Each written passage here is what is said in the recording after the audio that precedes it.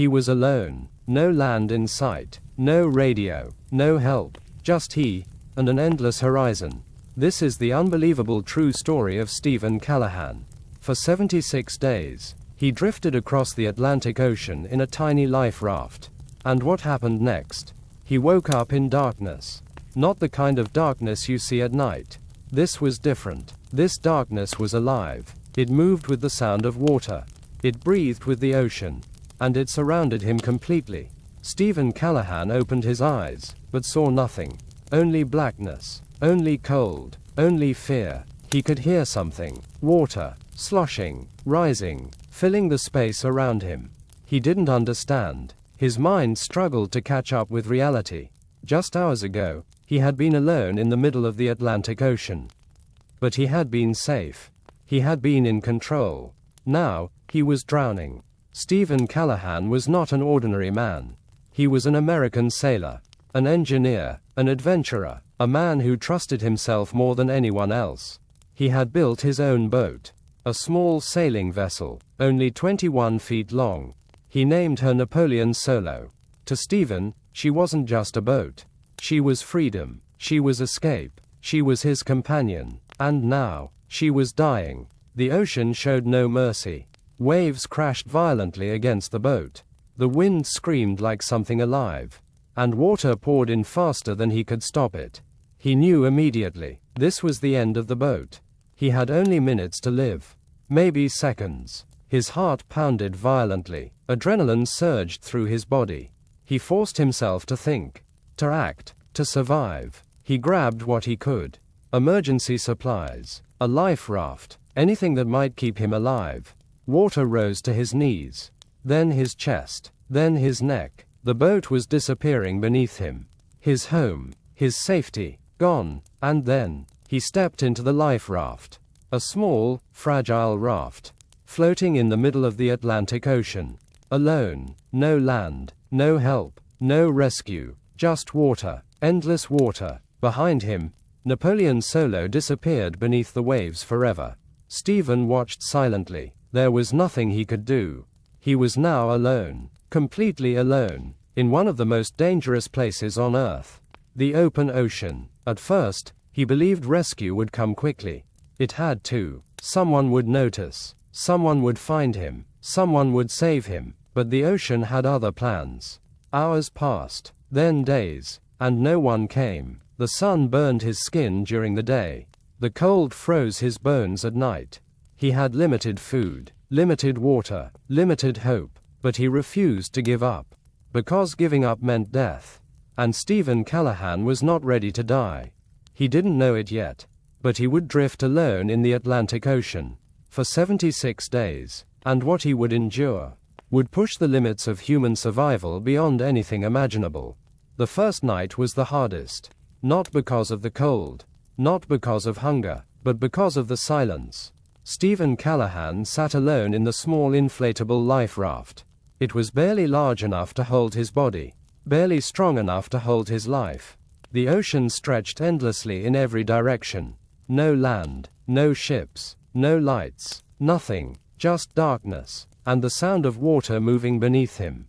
He realized something terrifying. He was invisible. Completely invisible. The Atlantic Ocean was over 41 million square miles. And he was just one man, floating in something smaller than a bathtub. He tried to stay calm. Panic was the enemy. Panic would kill him faster than thirst. Faster than hunger. Faster than the ocean itself. He forced himself to think like an engineer.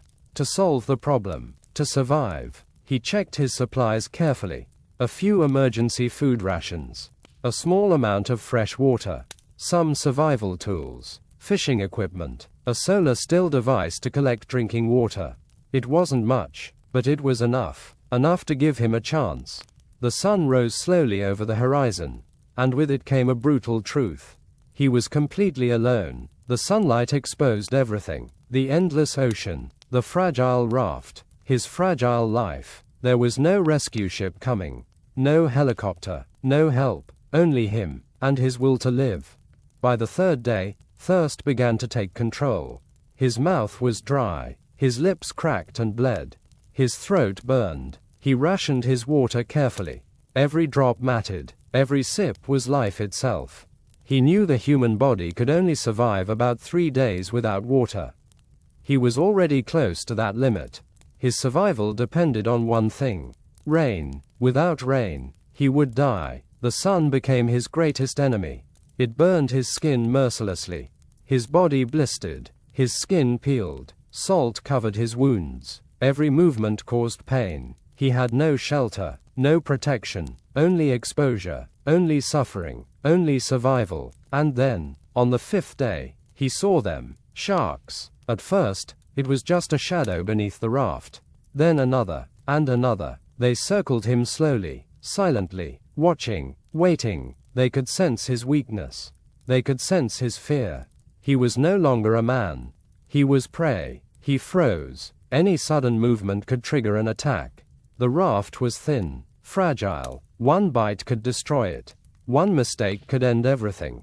He forced himself to remain calm, to remain still, to remain alive. The sharks stayed for hours, circling, studying him, reminding him of his place in the food chain. He was not the hunter. He was the hunted. Days turned into weeks. His body weakened. His muscles shrank. His strength faded. Hunger became constant, relentless. He had no choice. He had to catch fish. It was the only way to survive. But catching fish in the open ocean was not easy. He had no experience, no training, only desperation. He created tools from scraps, hooks from metal pieces, lines from rope fibers. He improvised. He adapted. He survived. The first time he caught a fish, he cried, not from sadness, but from relief. It was life. It was hope. It was survival. He ate it raw. There was no fire, no cooking, just instinct, just survival, just life. But survival came with a cost. Isolation began to change him. His mind became unstable. He spoke to himself. He imagined voices. He hallucinated. He saw things that weren't real. His brain was breaking under the pressure. The loneliness was worse than hunger, worse than thirst, worse than fear. He was losing his connection to humanity, becoming something else, something primitive, something driven only by survival.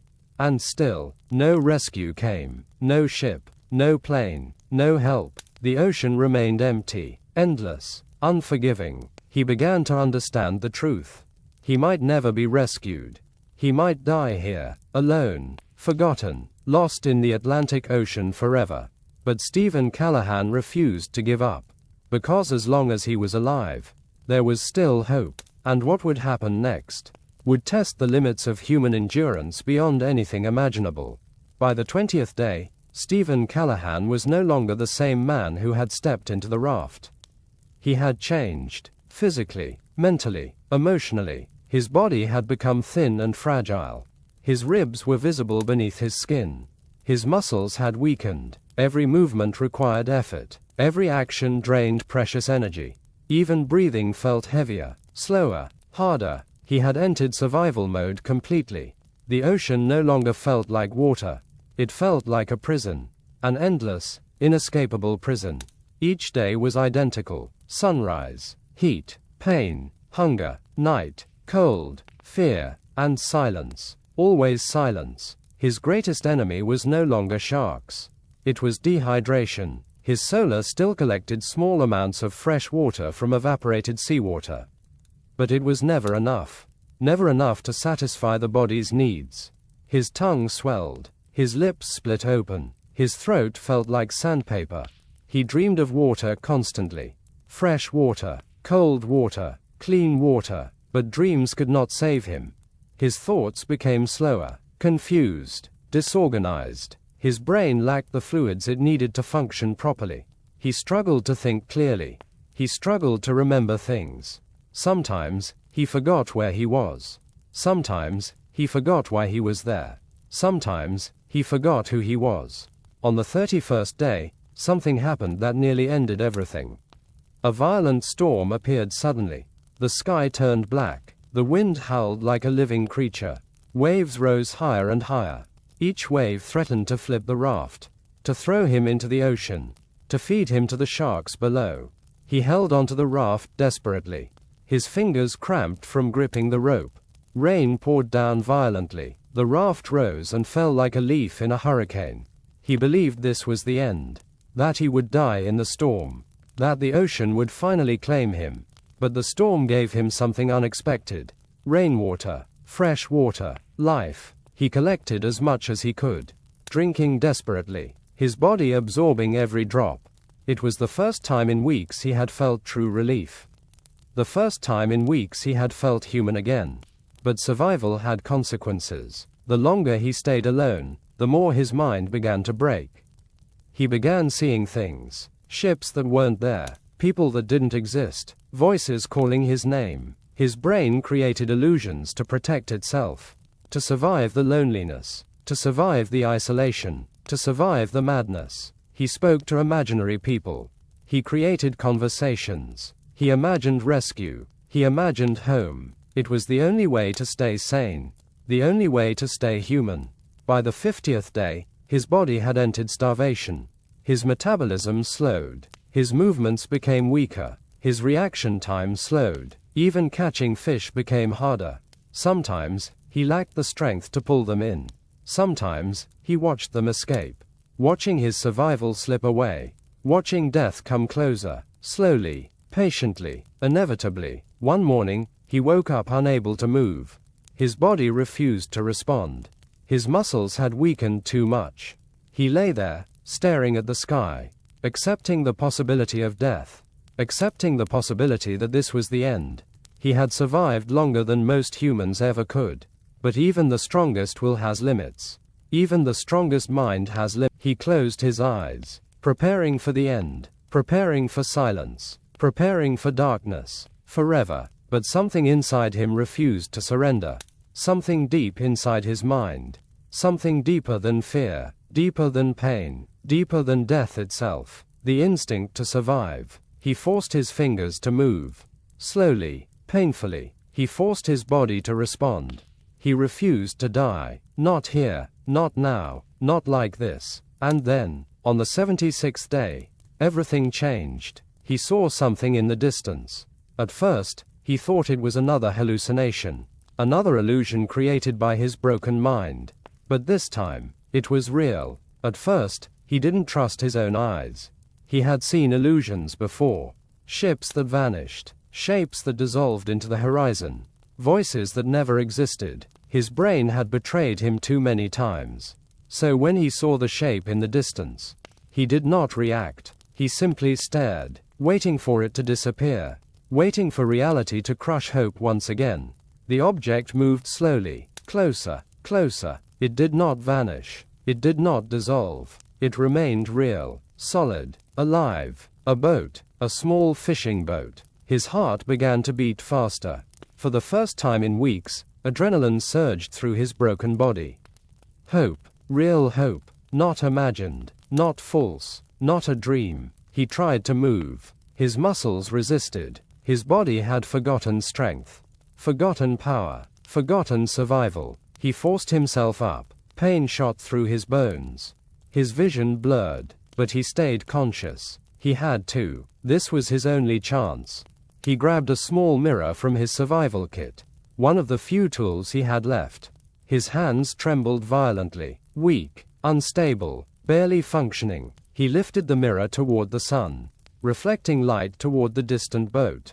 Once, twice, again, again. He didn't know if they could see him. He didn't know if they would notice. He didn't know if it was enough. Minutes felt like hours. Time slowed. His life hung in the balance. The boat continued moving, closer, closer. Then, it changed. His heart nearly stopped. They saw him. They saw him. After 76 days, someone finally saw him. Tears filled his eyes. He didn't cry loudly. He didn't scream. He didn't celebrate. He simply sat there, silent, overwhelmed. His mind could not process what was happening. He had accepted death. He had prepared for death. And now, death had been replaced by life. The fishing boat approached slowly. Two fishermen stood at the edge, watching him, confused, shocked. They could not believe what they were seeing. A man, alone, in the middle of the Atlantic Ocean. barely alive, barely human, barely surviving. They pulled closer, calling out to him. He tried to respond, but his voice was gone. His throat was too dry, too damaged, too weak. No words came out, only silence. They threw him a rope.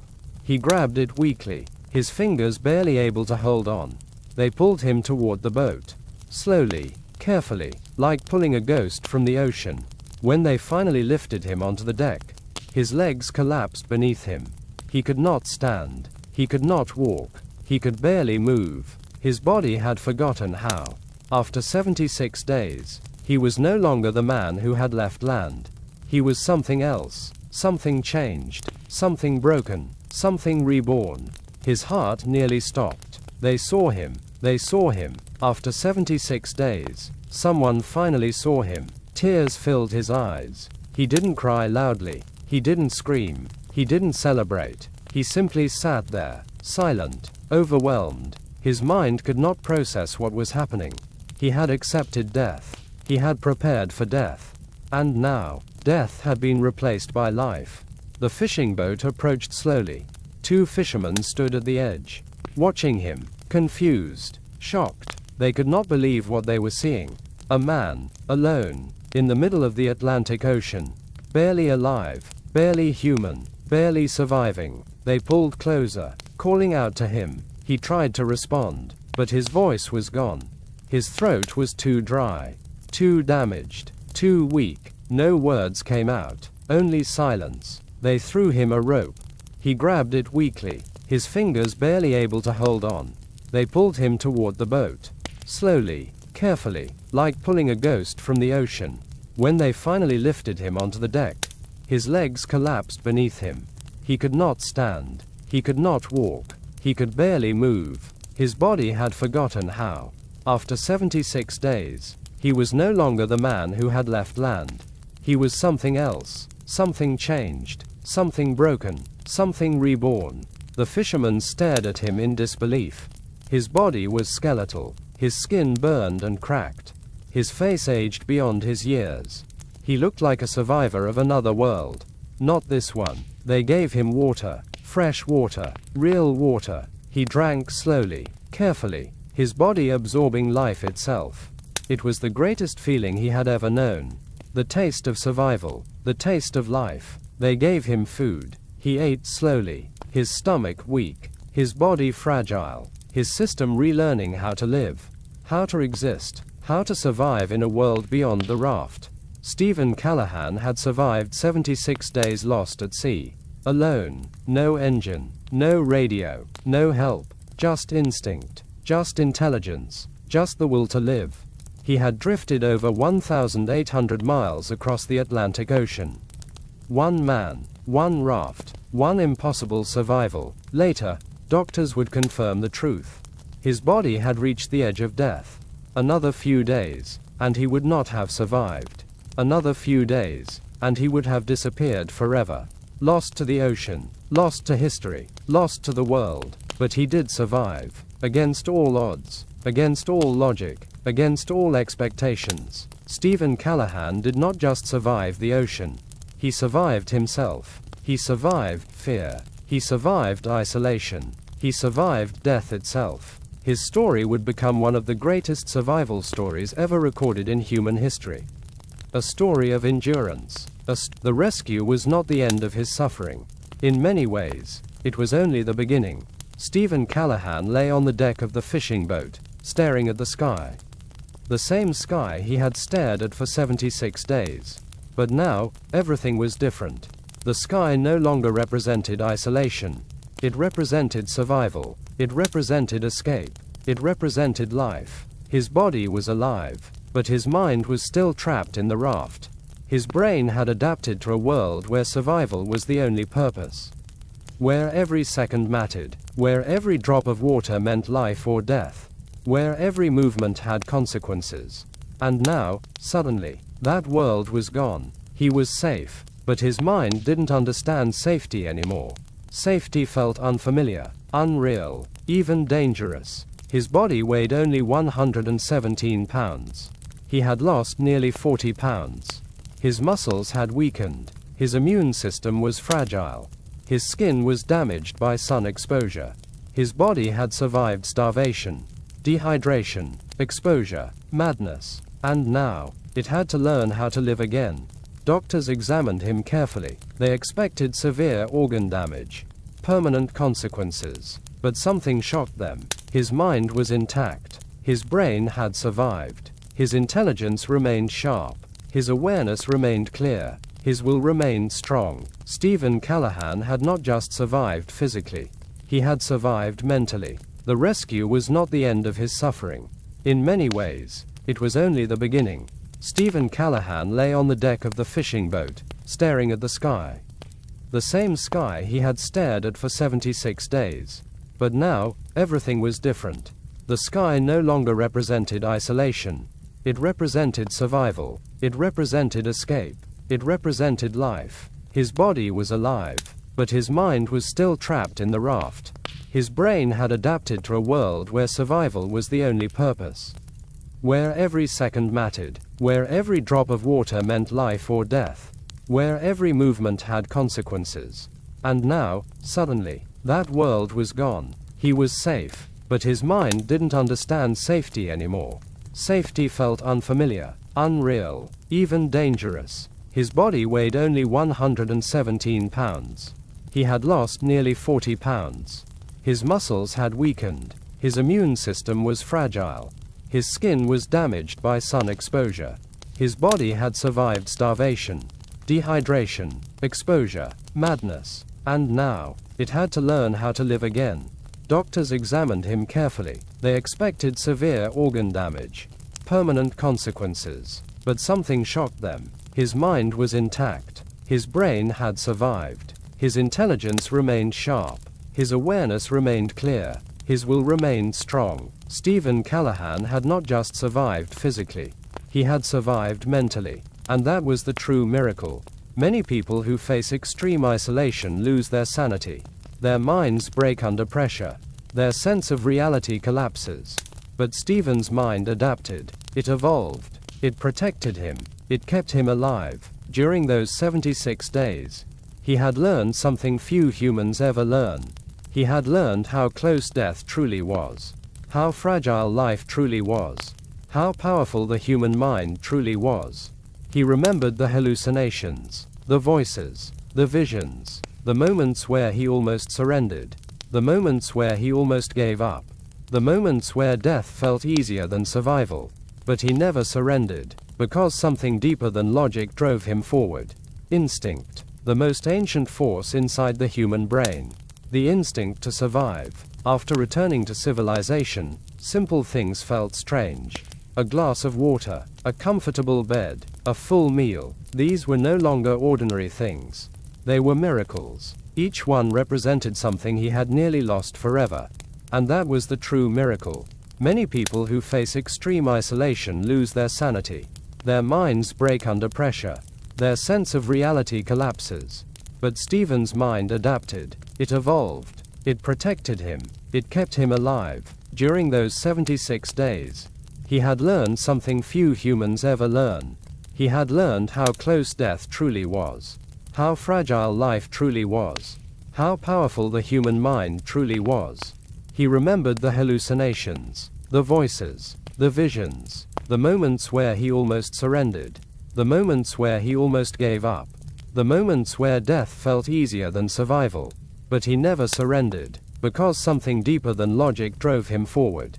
Instinct, the most ancient force inside the human brain. The instinct to survive. After returning to civilization, simple things felt strange. A glass of water, a comfortable bed, a full meal. These were no longer ordinary things. They were miracles. Each one represented something he had nearly lost forever. Even silence felt different, because ocean silence was not peaceful. It was empty. It was threatening. It was infinite. Civilization's silence was safe, contained, controlled. People called him lucky. People called him brave. People called him a miracle. But Stephen Callahan did not see himself that way. He saw himself as something else. He saw himself as human. A human pushed to the absolute limit. A human forced to face death. A human who refused to surrender. His story spread across the world. News stations reported his survival. Scientists studied his endurance. Psychologists studied his mind. Survival experts studied his decisions. Because what he had done should not have been possible. But he did it anyway. He later wrote about his experience. Not to become famous, not to become rich, but to explain the truth. The truth about survival, the truth about fear, the truth about the human mind. Because survival is not just physical.